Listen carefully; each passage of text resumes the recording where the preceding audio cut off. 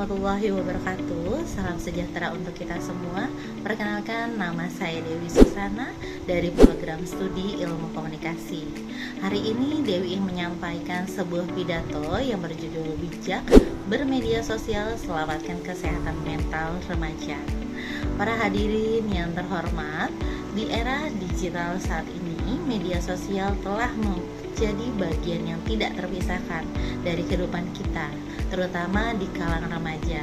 Setiap hari, kita bisa membuka Instagram, TikTok, ataupun Twitter tanpa henti-henti, tanpa sadar berjam-jam waktu yang kita habiskan di sana.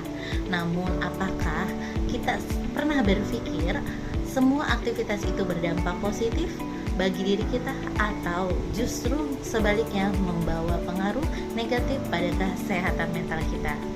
Hadirin yang berbahagia sekalian, media sosial memang memiliki banyak manfaat yang memudahkan kita berkomunikasi, mencari informasi, bahkan mengekspresikan diri sendiri. Namun, di balik bermanfaatnya tersebut, terdapat sisi gelap yang sering luput dari perhatian kita, yakni dampaknya terhadap kesehatan mental remaja. Menurut penelitian dari Pew Research Center 2002, sekitar 59% remaja mengaku merasa cemas ataupun stres setelah menggunakan media sosial karena perbandingan sosial dan tekanan untuk tampil sangat sempurna. Hal ini bisa diperkuat oleh data WHO di tahun 2023 yang menyebutkan bahwa lebih dari 1 dari 7 remaja di dunia mengalami gangguan mental, termasuk depresi dan kecemasan, yang sebagian besar dipicu oleh aktivitas daring berlebihan.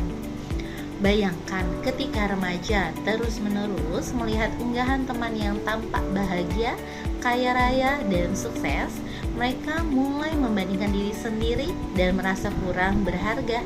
Inilah yang disebut social comparison effect, yang bisa menurunkan rasa percaya diri dan menimbulkan depresi ringan hingga berat. Selain itu, penggunaan media sosial yang berlebihan juga berdampak pada gangguan tidur, penurunan konsentrasi belajar, dan ketergantungan digital atau digital addiction. Fenomena ini disebut oleh para ahli psikolog sebagai doom scrolling, yaitu kebiasaan terus menelusuri konten negatif tanpa henti meski tahu itu merugikan diri sendiri. Namun hadirin sekalian, bukan berarti kita tidak harus menutup semua akun media sosial. Yang perlu kita lakukan adalah menggunakannya secara bijak dan seimbang.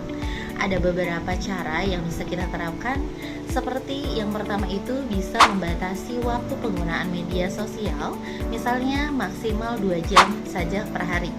Yang kedua, bisa pilih konten yang positif dan inspiratif. Yang ketiga, bisa menghindari membanding-bandingkan diri sendiri dengan orang lain di dunia maya.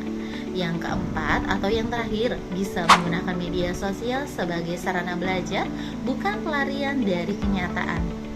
Hadirin yang saya banggakan, media sosial adalah alat, bukan tujuan. Ia bisa menjadi jembatan kebaikan kita jika digunakan dengan benar, namun bisa juga menjadi sumber kehancuran mental jika disalahgunakan. Mari kita sebagai generasi muda cerdas mengendalikan media sosial, bukan dikendalikan olehnya.